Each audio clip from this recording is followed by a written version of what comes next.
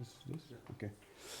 So there's one thing I didn't say about Edith on Monday night, which is that it's very difficult to say no to her. Even when she asks you to present work that you haven't done. So think of this disclaimer, think of this more as a journal club, okay? This is work that is just submitted, and it's a paper by Guillaume Vigoureux, so technical questions I will direct to him. Other questions, we can call François Boulanger, who's in Quebec, so it's like 4 in the morning. Okay. All right, so this is not about Lyman alpha, indeed. I'm going to present some observations with JWST of a reflection nebula, diffuse pH emission in the vicinity of a star in the Pleiades. So, what's the context? So, we have heard a lot about MHD turbulence, okay, in this week. This is the framework that we use to interpret observations of interstellar medium, okay? And to do this interpretation, we need to characterize statistically tracer emission, okay, down to very small scales, okay? So we've heard about things like these, so power spectra, K to the power minus 3.6. This is H1 emission observed by Marc-Antoine some time ago in Ursa Major. And this is the non-azimutally integrated Kolmogorov power spectrum, minus 11 thirds. If you're not happy, you can choose any other model you want. Okay, I remember the first MIST conference 6 years ago where the 3/2 and the 5/3 were about to go to blows. Okay, no, I'm just kidding. They were not. But it was already a strong discussion. Okay, but this distribution of power across scales is not sufficient. Okay, yesterday Pierre showed you some of the simulations he's done to describe the structures of dissipation, of various types of dissipation in a simulation. This is work done by his PhD student Thibaut Richard.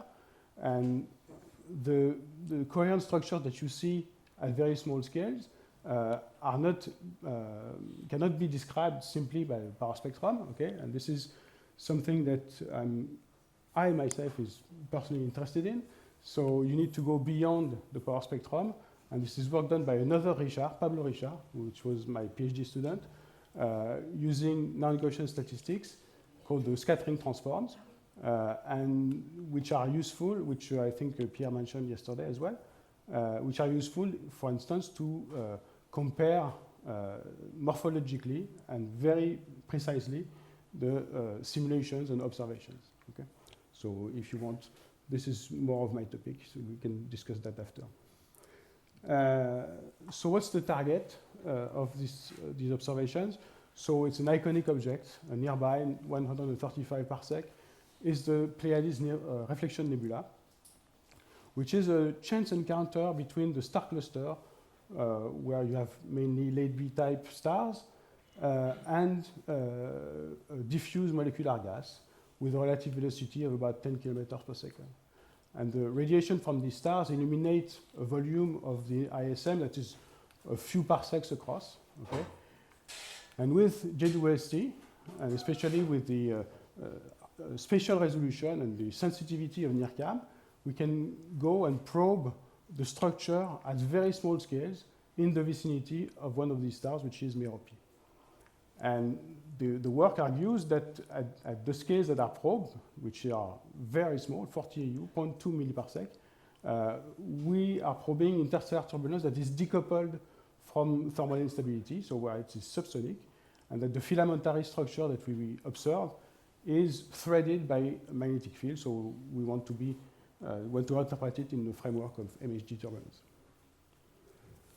So the observations are done in two fields, one that is close to Merope and one reference field that is further from it, observed in 4 filters, one centered on H2 line, one centered on pH emission, this is the topic of the paper mostly, and 2 filters to measure the dust continuum. So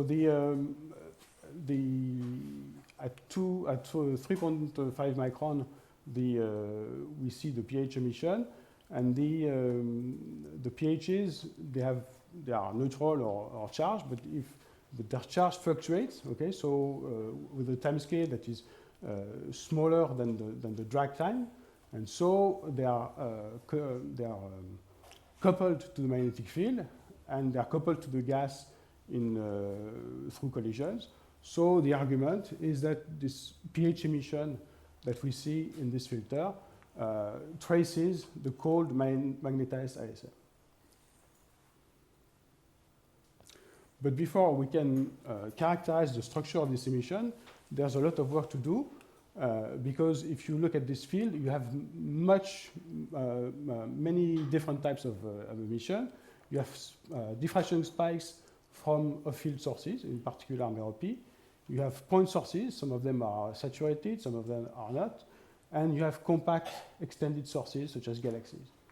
So most of the work done by Guillaume during his internship was to clean the foregrounds or backgrounds, okay, of these fields in order to get to the diffuse emission. So that meant modeling the diffraction spikes, estimating the background of our multiscales, and removing point sources and compact sources. And if you do that, you end up with the diffuse emission. Okay, it's much better on my screen than here, but that's life. So what do we do next? We want to do a Fourier analysis of some parts of these fields. So we use the fact that the pointings are separated in 2 interleaved sets, okay, so that we actually have two maps for each field with independent noise. And that means that we can compute power spectra by computing actually the cross spectra between the 2 independent sets, so that we are free from noise bias.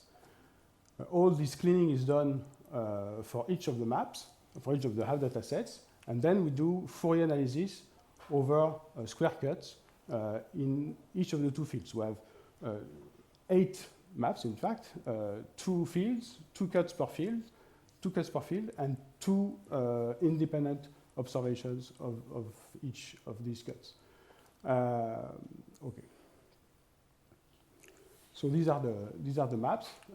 So you notice that in the field 1, which is closer to Merope, the intensity is much larger than in the more remote field. You notice also that actually the mean is 0, because due to the processing pipeline of GWST, the mean is a model that also includes, for instance, zodiacal light. So it's removed and added back through an estimation of the 3.5 micron pH emission from a correlation with Y at 12 micron. So for each of these cuts, we compute the power spectrum, so as a cross spectrum, actually, taking into account a tapering at the edges to avoid the Gibbs phenomenon, and afterwards corrected for the telescope beam, so dividing by the power spectrum of the PSF. And this is the result, the red curve here, which, for comparison, is shown with the power spectrum of the original image. So you see that at small scales, the cleaning has led us to gain something like 4 orders of magnitude. Okay? If we compare the power spectra for the different cuts, the 2 cuts for the different fields, this is what it gives. So we see we have more power in the diffuse emission in the field 1, which is closer to Merope, because the ISM is lightened, illuminated more in this part. But we see also that at small scales, the two fields seem to have power spectra that merge and with a small flattening. Okay, so we need to, so we have emission here at small scales that is comparable in the two fields. So this flattening, I'll come back to it in a minute. So anisotropy is measured by actually binning the power spectra, which is 2D in the 2D Fourier plane, in linearly in angle, so with angular sectors of 4 degrees wide, and logarithmically in wave number. And this gives a Pij. I is the index for the wave number, J is the index for the angle in Fourier space, and we do a Gaussian fit of this angular dependence. Okay, so this gives something like this. So this is the power spectrum as a function of the angle. Okay, the data points are here. There's a Gaussian fit in dashed line, and this is shown at different wave number bins, which are corresponding in this plot. Okay, so the larger scales here and the smaller scales here. What we see is that there is indeed anisotropy, okay, because we have a dependence on the angle, and the theta 0 angle where the power is maximum is of order 60 to 70 degrees with respect to the north. Okay, so that's this angle, which is perpendicular to the striations observed in the field. So that's no surprise. The power is maximum perpendicular to the striations. What we see also is that this anisotropy seems to decrease at small scales. In fact, it's like the flatten is correctly connected to the flattening. Okay, we have probably an isotropic component at small scales that starts to dominate. This anisotropy, in fact, is connected to what we see at larger scales. So this is more something I'm familiar with. Okay, this map shows the 12 micron wise emission. With meropy is somewhere here. That's the star. The black circles are the JWST fields, and the red segments are the orientations of the striation from the power spectrum analysis that we have before. And the white segments show the orientation of the magnetic field deduced from Planck polarization data at 353 gigahertz, which I believe Marek showed yesterday. And you see that we have comparable orientation between the striations at small scales and the larger scale orientation of the magnetic field. So this is something that was seen also at larger scale, at parsec scales in H1. This is the paper by Susan Clark. So let's go back to this isotropic residual at smaller scale, so we can compute the power spectra either parallel to the striations or perpendicular to the striations, okay, from the Gaussian fit. This is what it gives for the field that is removed from meropy. Okay, we want to extract this isotropic residual, so we put ourselves the best conditions, so further from the meropy, and we look at the parallel power spectrum because this is the one that has the least strong contribution of the anisotropic part, and we fit at high K, so at small scales, the common power. And what we find is that this power law fit gives a spectral index of minus 1.2, which is consistent with that of the cosmic infrared background, okay? The clustering of galaxies, with one order of magnitude fainter than the actual power spectrum of the CIB. So we surmise that this is a residual of the CIB from the cleaning.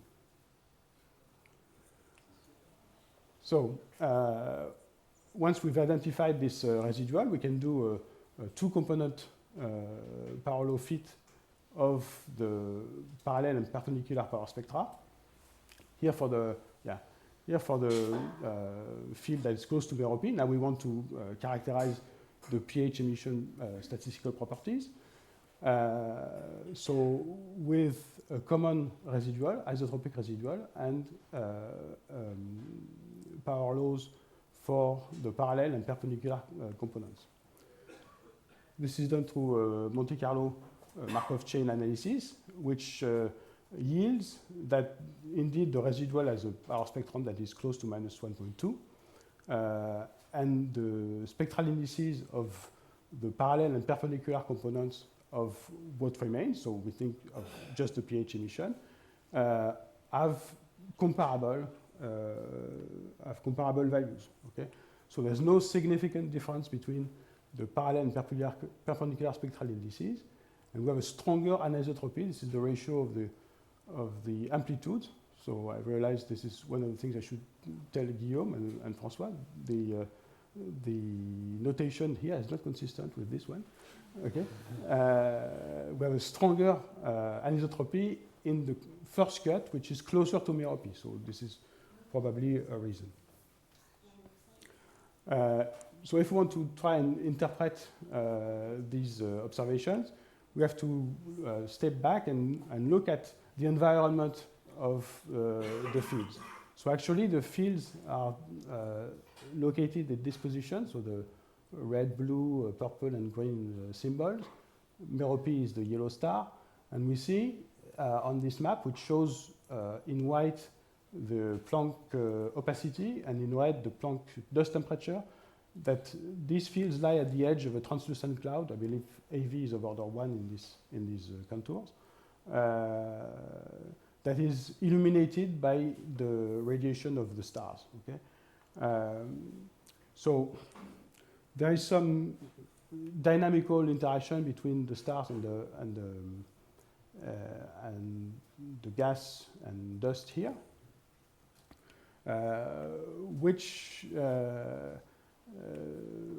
has the following properties. So the distance from Merope is 0.5 parsec, but the striations that we see are 3 orders of magnitude smaller in size. So maybe this is a signature of a turbulent cascade from the size of the cloud to the size of the striations. Okay, so there are possible mechanisms for this interaction. One of them being an effect of radiation pressure on the dust. So Edouard Cargèse has a poster to interpret this data in this framework, or stellar winds, or thermal pressure from the ionized gas. What is sure is that the turbulence that is probed at these scales, so below the milliparsec, is decoupled from thermal instability, because these scales are below the field length where thermal instability is suppressed. Another way of seeing that is that the eddy turnover time is shorter than the cooling time scale below 10 milliparsec. So François Boulanger and Guillaume propose an interpretation in terms of anisotropic MHD turbulence. I must say I'm not entirely convinced, but this is what they say. I'm not entirely convinced because in the Godard-Schridar cascade, we have different slopes for parallel and perpendicular, whereas we see in this, we see here that we have basically the same slope. So I'm not entirely convinced, but discuss. About dissipation, if we compute the ambipolar diffusion scale, we see that in particular in the perpendicular direction, these scales are very, very small, much smaller than what is accessible, okay, smaller than what is accessible. And therefore, it's not surprised that we see a power spectrum without a break at high K, okay? So these are the conclusions of the paper. So GSWC observations of Pleiades that give some perspective on the cold magnetized ISM, presenting a Fourier power spectrum analysis interpreted in terms of subsonic MHD turbulence, exhibiting a residual that is extragalactic, and no evidence for a dissipation scale associated with ambipolar diffusion. Okay. So this is the conclusion. I'd like to finish by advertising this summer school that Patrick mentioned already in his talk. This will be in Leuch in July, and so please do apply and send your students.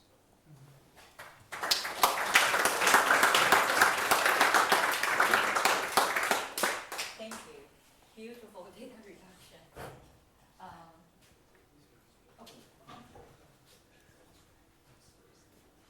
Yes. Go. Beautiful data and very puzzling findings. So the ones that I would like to ask is the last one. So what is the ionization fraction in this region? Well, we estimate that it is that what we see is the CNM, so 10 to the minus 4. Wow. Why don't you see this to be ion neutral damped? Sorry? Why don't you see ion neutral damping? I mean, that should be quite strong. I don't know. Okay, quickly. So many years ago, Balsara did an analytic calculation that's since been demonstrated by us numerically that the ion neutral scale is not a damping scale because magnetosonic waves can travel through that point and continue rattling around at smaller scales. These are obvious waves that we see. I don't know. I don't know what we see. You don't know. I think that's okay. Yes, you just need waves to produce a turbulent cascade. It becomes very steep though for the fast magnetosonic modes. The cascade steepens at small scales really violently. So I'm not sure. Anyway, very, very nice data. I just wanted to say that back in 2019, Christoph Federath and I made a whole bunch of measurements about how the anisotropy of the velocities imprints itself on the column density maps in 2D. So I think very, very relevant to your data. And we found that you could completely get rid of the anisotropy from the underlying MHD turbulence if you were either transonic, which maybe you're not quite there, but also if you are above MA1. So MA2, by the time you get to alpha and Mach numbers 2, the anisotropy is completely gone. It just looks like isotropic, exactly the kind of spectra that you are finding. So I just thought that was an interesting comment. Yeah, thank you. Yeah, very naive question. I feel I'm lost in the definition of parallel and perpendicular in your... is it wave vectors that are parallel and perpendicular or amplitudes that are parallel and perpendicular and to magnetic field, right?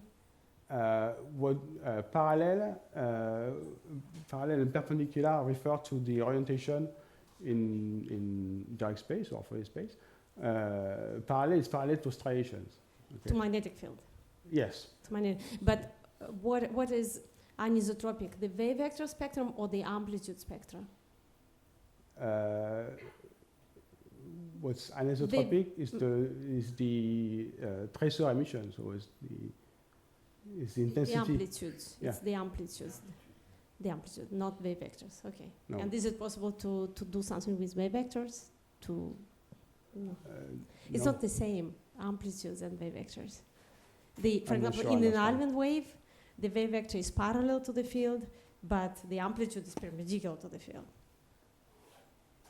I'm not sure I understand. You're looking at Some scale. data. I'm not sure I understand the question actually. It's a scalar. Okay, I need to think. So it's amplitude of emission, right? Yeah. It's just we Just just do amplitude power of spectrum of the emission. Okay. So Okay, thank you. Sorry. We still have time for more questions. Just as get a sense, how faint are these emissions? If you convert that to, say, surface mass density of dust, what are we talking about? I don't know. Do you know, Guillaume? What? Well, the level of emission. Compared to the stars? No. It's we have data in megajansky per steradian. Do you know how much this is in, say, column density? No, I don't know the column density. I know the megajansky per steradian.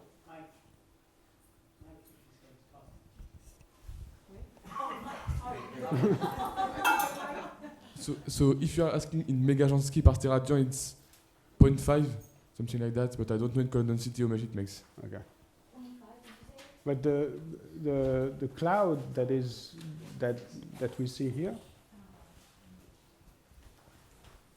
this is something like 2 × 10⁻⁵ in opacity.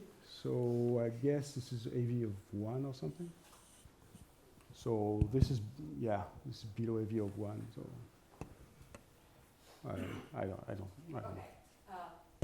Yeah, I have a question for the questioners and also for the speaker. Was the discussion before about the difference between spectral anisotropy and variance anisotropy, which are different things, right? I mean, and they can be varied independently. Is that what the questions were about? Did you answer her question about that, or? Well, I'm not sure I understood the question. The anisotropy we talk is about the anisotropy of the emission. So the fact that you're looking at anisotropy of things that you measure. Yes. Right, but are you interpreting it in terms of anisotropy of like the direction of delta B vector relative to? It's anisotropy relative to the spectral anisotropy? No. Variance anisotropy. Yes? Okay, the other thing is you had lambda parallel and lambda perp on the second to the last slide. What were those? These are the ambipolar diffusion scales.